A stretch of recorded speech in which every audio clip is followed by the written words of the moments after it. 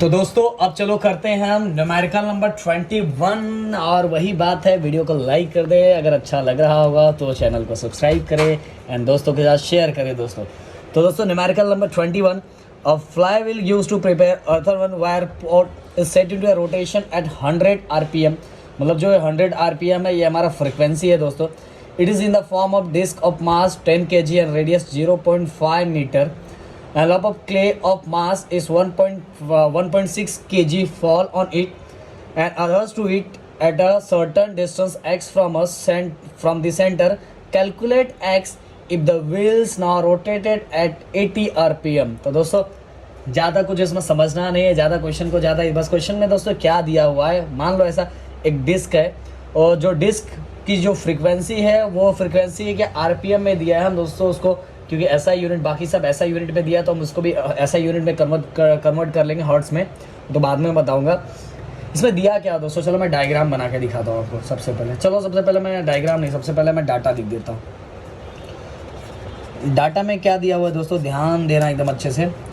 Data में ये दिया हुआ फ्रिक्वेंसी ऑफ डिस्क 100 आरपीएम, जिसको हम चेंज कर लेते हैं 100/60।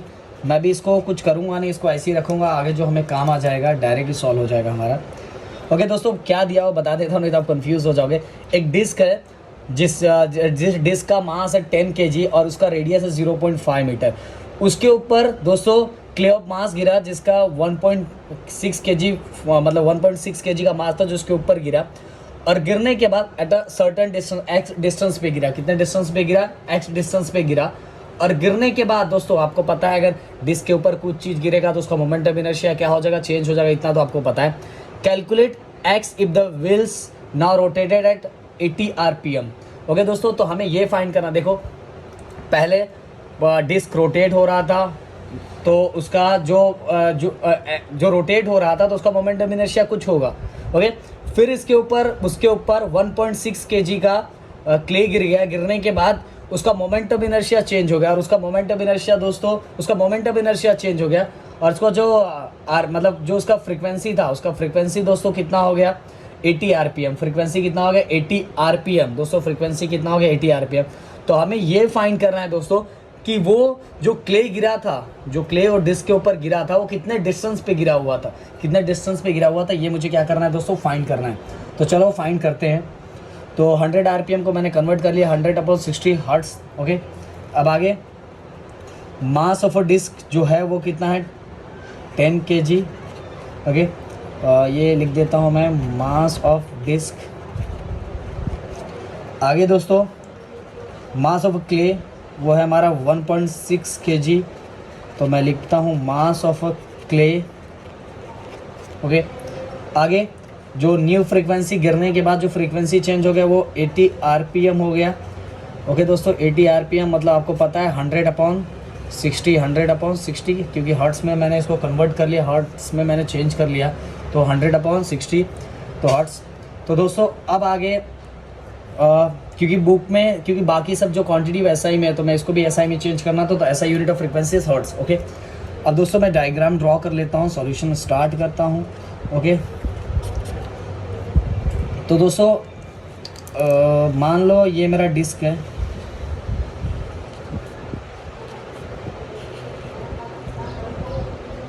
ओके ये मैंने डिस्क और इसका फ्रीक्वेंसी 1 है, ये पहले डिस्क है इसके ऊपर क्ले गिरने के पहले का, और इसका फ्रीक्वेंसी क्या है दोस्तों, इसका सॉरी मोमेंट ऑफ इनर्शिया, इसका मोमेंट ऑफ इनर्शिया क्या ले रहा हूँ मैं I1। अब दूसरे कंडीशन में क्या हो रहा है दोस्तों, अब ये मत बोलना सर ये अलग दिख रहा है, अलग दिख रहा है, मेरा डायग्राम थोड़ा ऊपर नीचे बन रहा है तो इसको लेके आप बैठे मत रहना, आप कॉन्सेप्ट को ध्यान देना। वैसे तो मैं बोलूँ मुझे कॉन्सेप्ट बताने के बाद अब मुझे डेरिवेशन न्यूमेरिकल सॉल्व नहीं करना चाहिए, क्योंकि सॉल्व करना अब 12th में हो आपको आता होगा सॉल्व कैसे करते हैं, बस मुझे कॉन्सेप्ट बताना चाहिए। बट चलेगा दोस्तों जहाँ तक मुझे लगे, जहाँ तक क्या पूरा ही सॉल्व कर देता हूँ मैं। ये एक्स डिस्टेंस पे गिरा हुआ तो एक्स डिस्टेंस मैंने लिख दिया, और ये जो क्ले है उसका मास क्या ले लिया मैंने स्मॉल m। इसका जो क्ले इसके ऊपर गिरा उसका मास है स्मॉल m, और क्ले गिरने के बाद इसका मोमेंट ऑफ इनर्शिया, इस डिस्क का मोमेंट ऑफ इनर्शिया क्या हो गया I2। तो दोस्तों यहाँ क्ले गिरा हुआ डिस्टेंस x पे, और तो इसका मोमेंट ऑफ इनर्शिया क्या हो गया I2। अब ऐसा समझ के चलो दोस्तों, इस पर कोई एक्सटर्नल टॉर्क नहीं लगा हुआ है, एक्सटर्नल टॉर्क वही नहीं लगा हुआ। जब एक्सटर्नल टॉर्क नहीं लगेगा तो हम वो जो law of conservation of angular momentum है उस इक्वेशन को यूज़ कर सकते, उस फॉर्मूले को यूज़ कर सकते हैं, क्योंकि पता है आप क्ले गिरने के बाद दोस्तों इसका मोमेंटम, कोई एक्सटर्नल टॉर्क हम लोग नहीं लगा रहे हैं। तो मैं इस पर लिखूँगा इसीलिए मैं by law of conservation of angular momentum. Okay दोस्तों, तो कंजर्वेशन ऑफ एंगुलर मोमेंटम क्या होता है, L1 इक्वल टू L2 मतलब डायरेक्ट आप ऐसे भी लिख सकते हो, आपको याद होगा मैंने करवाया था, अगर नहीं याद होगा तो ये लिख ले। ओके, एंगुलर मोमेंटम का अगर है डेरिवेशन आपको तो नहीं याद होगा तो ये लिख ले। तो एंगुलर मोमेंटम का डेरिवेशन क्या, I1 ओमेगा 1 और I2 का क्या हो जाएगा, I2 ओमेगा 2। अब दोस्तों मैं इसको और चेंज कर लेता हूँ, और ओमेगा को मैं दोस्तों ऐसे लिख सकता हूँ, पहले वाले के लिए 2 पाई F1 और दूसरे वाले का ध्यान देना दोस्तों, मोमेंट ऑफ इनर्शिया, दूसरे वाले का मोमेंट ऑफ इनर्शिया दोस्तों चेंज हुआ है। पहले मोमेंट ऑफ इनर्शिया उसका I1 था, जैसे उसके ऊपर क्ले गिरा, क्ले गिरने के बाद उसका मोमेंट ऑफ इनर्शिया चेंज हो गया, जो हो गया I2। क्या हो गया, I2। तो मुझे new moment of inertia find करना है, मुझे दोस्तों क्या फाइंड करना है, न्यू मोमेंट ऑफ इनर्शिया। तो मैं इस पर क्या यूज़ करूँगा, पैरेलल एक्सिस थ्योरम अप्लाई करूँगा और मुझे new moment of inertia I2 मिल जाएगा दोस्तों। तो मैं कैसे लिखूँगा, ध्यान देना, पुराना वाला जो था वो था I1, क्या था ये जो एक्सिस है उस पर मोमेंट ऑफ इनर्शिया क्या है दोस्तों, I1 लगा है। अब डिस्टेंस आपको पता है कैसे निकालते हैं हम, पैरेलल एक्सिस थ्योरम, m ये मास इनटू दोस्तों वो हमारा जो डिस्टेंस है वो क्या हो जाएगा, x²। तो ऐसा करेंगे तो हमें ये न्यू मोमेंट ऑफ इनर्शिया मिल जाएगा दोस्तों। समझ में आया, I2 ये न्यू मोमेंट ऑफ इनर्शिया है। न्यू मोमेंट ऑफ इनर्शिया हमारे पास नहीं है तो हम उसको कैसे फाइंड करेंगे, क्योंकि पुराना ये इसी एक्सिस पे, पहले एक्सिस किससे रोटेट हो रहा था, ये ओल्ड मोमेंट ऑफ इनर्शिया। जैसे इसके ऊपर क्ले गिरने के बाद ये न्यू मोमेंट ऑफ इनर्शिया से रोटेट होने वाला जो I2 है। तो हम इसको कैसे फाइंड करेंगे, I1 ये एक्सिस पे I1 था, प्लस जो गिरा हुआ है उसका मास इनटू डिस्टेंस, तो हमने ये लगा दिया। और तो ये तो दोस्तों क्या हो गया, I2, और ये ओमेगा का क्या होगा, 2 पाई F2। ओके दोस्तों, मैंने इसके जगह पे पैरेलल एक्सिस थ्योरम यूज़ कर दिया। अब दोस्तों ध्यान देना एकदम अच्छे से, अब आगे एकदम सिंपल हो जाएगा। Moment of inertia of disc, आपको दोस्तों सबको पता है moment of inertia of disc क्या होता है, mr² 2। ओके, r की वैल्यू, रेडियस की वैल्यू, मेरे ख्याल से रेडियस दिया हुआ, मैंने रेडियस यहाँ लिखा नहीं दोस्तों, तो रेडियस लिख देता हूँ, कितना है 0.4 मीटर, 0.4 मीटर। ओके, तो mr²/2 और दोनों साइड से पाई गेट कैंसल, और यहाँ क्या बचा, F1। ओके, और यहाँ दोस्तों क्या बचा I1 प्लस mx², वो मुझे यहीं लिख देना चाहिए तो चलेगा, F2। अब mr²/2 F1। ओके, अब दोस्तों I1 मतलब moment of inertia of disc है, तो मैं यहाँ moment of inertia of disc का भरता हूँ mr²। पता है सेंटर पे से गया, तो सेंटर पे गया तो उसका फार्मूला, जब भी डिस्क के सेंटर पे से जाएगा तो mr², डिस्क के सेंटर पे मतलब परपेंडिकुलर टू द डिस्क मतलब प्लेन है, तो उसका फार्मूला याद रखना, mr²/2 प्लस mx² और 2। ओके दोस्तों, अब सबकी वैल्यू पुट करता हूँ मैं। ओके, अब सबकी वैल्यू पुट करूँगा। मास m, जो m है दोस्तों, mr²/2 F1। चलो मैं पहले ऐसे ही रखता हूँ, क्योंकि मुझे जो दिया हुआ है, क्योंकि कुछ चीज़ें कैंसिल हो जाएगी। F1 फ्रीक्वेंसी दोस्तों 100/60। ओके, जैसे मैं रख रहा हूँ दोस्तों वैसे ही रखो, आपके लिए थोड़ा सिंपल हो जाएगा, एक्साइटेड नहीं होना ज़्यादा। ओके, प्लस mx² और F2 दोस्तों कितना दिया हुआ है, F2 100/60, अरे सॉरी 80/60 दिया हुआ। तो दोनों साइड से दोस्तों, इसीलिए अगर हम आगे लिखते भी नहीं तो भी चलता, तो दोनों साइड से 60 गेट कैंसल, दोनों साइड से 60 क्या हो गया दोस्तों, कैंसल। आप 2 1 2 नहीं तो दोस्तों इसको ऐसे कर देता हूँ तो आगे आपके लिए थोड़ा सिंपल हो जाएगा। 2 को मैं ऐसे ही रखता हूँ। ये दोस्तों इधर देखो 100 है, इधर 80 है, इधर 100 है, इधर 80 है। दोस्तों ध्यान से सुनना, क्योंकि ऐसे करेंगे तो हमारे लिए थोड़ा हमारे लिए आगे सॉल्व करना सिंपल हो जाएगा। 100 है, ये 80 है। दोस्तों ये आपको पता है ये मल्टीप्लाई में, ये क्या है मल्टीप्लाई में। ओके चलो ये दोनों क्या है मल्टीप्लाई, ये भी इधर मल्टीप्लाई इक्वल की साइड आएगा तो डिवाइड में होगा। तो मैं डायरेक्ट ही सॉल्व कर रहा हूँ। 25 ज़ा 100 एंड 24 ज़ा 80। दोस्तों समझ में मैंने क्या किया, आपको समझा मैंने क्या किया। ये देखो मल्टीप्लाई में इक्वल की इस साइड आएगा तो डिवाइड ही होगा, 100/60 होगा। तो मैंने न लाते हुए दोनों साइड कर दिया तो भी चलेगा दोस्तों। तो ये कैसे हो जाएगा,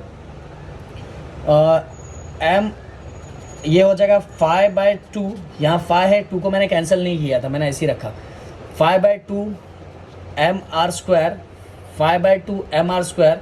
आगे दोस्तों और क्या बचा हमारा, ध्यान दो, ये 2 बस या 4 बचा है। 60 तो कैंसिल किया 4, तो 4 अंदर ब्रैकेट के अंदर मल्टीप्लाई करूँगा। तो ब्रैकेट के अंदर मल्टीप्लाई करने का ये क्या आ जाएगा 4/2 mr² प्लस यहाँ मल्टीप्लाई करूँगा तो mx²। ओके दोस्तों अब ध्यान दो, ये भी mr² है, ये भी mr² है, तो दोनों इस साइड आएगा। तो 5/2 mr² minus 4/2 mr² equal to 4 mx²। दोस्तों ऐसे सेम टू सेम क्वेश्चन पहले था, इसीलिए बहुत सिंपल है क्वेश्चन, इतना हार्ड नहीं है। 5/2 mr² माइनस 4/2 mr²। जब दोनों माइनस होंगे तो दोस्तों ओनली क्या बचेगा, आपको पता है 5/2 mr² माइनस 4/2 mr²। जब 5/2 में से ये बचेगा, 5 में से 2, 5 में से 4 गया तो दोस्तों कितना बचेगा 1, तो 1/2 mr²। Okay 1/2 mr²। या तो आप इसको 2 को कॉमन ले लो और 5 में से 2 को माइनस कर दो, जैसे आपको करना है दोस्तों वैसे करो। और इक्वल टू हमारा क्या बचा 4 mx²। ओके दोस्तों यहाँ तक समझ में आ गया होगा आपको। ये स्मॉल m है, पहले बता रहा हूँ, ये स्मॉल m किसका है, उस क्ले का। ओके अब थोड़ा आगे चलते हैं। ओके अब दोस्तों ये वाला फिर से मैं यहाँ लिखता हूँ, नहीं तो आप कंफ्यूज, मेरे पास तो लिखा हुआ है, आपके पास लिखा हुआ नहीं है, इसका ही तो फ़ायदा है ऐसे लिखने से। ओके दोस्तों अब ध्यान दो, ये 1/2 है, 1/2 है, 1/2 इधर मल्टीप्लाई करेंगे दोस्तों ये क्या हो जाएगा mr² इक्वल टू, ये 4 2 सा कितना हो जाएगा 8m²। और दोस्तों हमें क्या फाइंड करना है, डिस्टेंस फाइंड करना है ना, हमें क्या फाइंड करना है, डिस्टेंस फाइंड करना है। तो मैं इसको ऐसे का ऐसा ही रखूँगा और ये हो जाएगा mr² upon 8 into small m। Okay दोस्तों अब सबकी वैल्यू हमें ऑलरेडी दिया हुआ है, हमें m, इसीलिए देखो मैंने स्टार्टिंग में पुट नहीं किया दोस्तों, क्योंकि बहुत सारी चीज़ कॉमन निकल जाएगी तो हमारा आंसर छोटा हो जाएगा। अब स्टार्टिंग में पुट करोगे, दोनों साइड m था तो पुट करना पड़ता, अब देखो एक ही, तो स्टार्टिंग में इसलिए मैंने पुट नहीं किया था m और r की वैल्यू। तो m दोस्तों कितना है 10, ओके, r कितना 0.4 का स्क्वायर, 8 इंटू स्मॉल m दोस्तों कितना दिया हुआ है 1.6। अब दोस्तों मैं इसको ऐसे लिख लेता हूँ 10 इंटू 0.4 इंटू 0.4, 0.4 इंटू 0.4 दोस्तों कितना हो जाएगा 0.60, 4 4 जा 16 और पॉइंट के बाद 2 नंबर दिया हुआ है।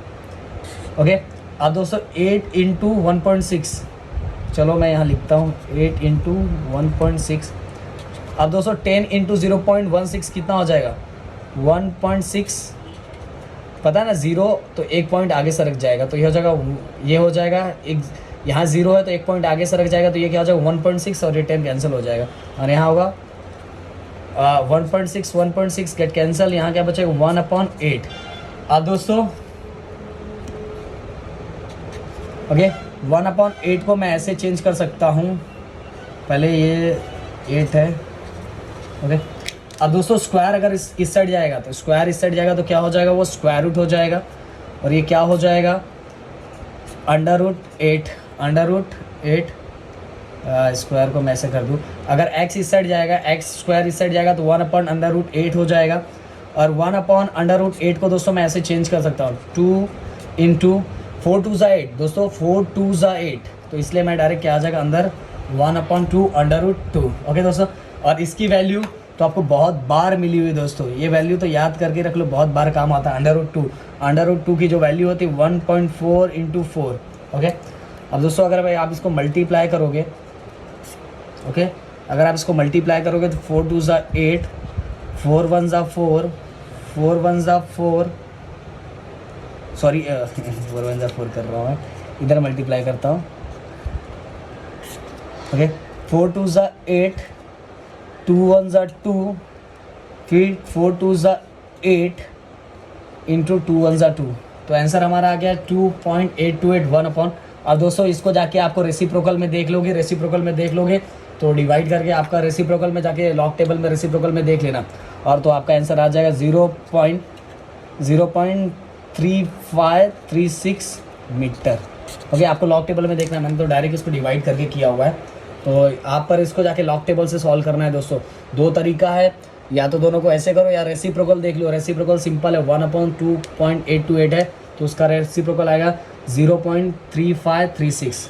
ओके दोस्तों, तो यहाँ ये न्यूमेरिकल ख़त्म हो रहा है। अब हमारा जो न्यूमेरिकल है दोस्तों, जो न्यूमेरिकल बचा हुआ है वो न्यूमेरिकल है दोस्तों लास्ट न्यूमेरिकल,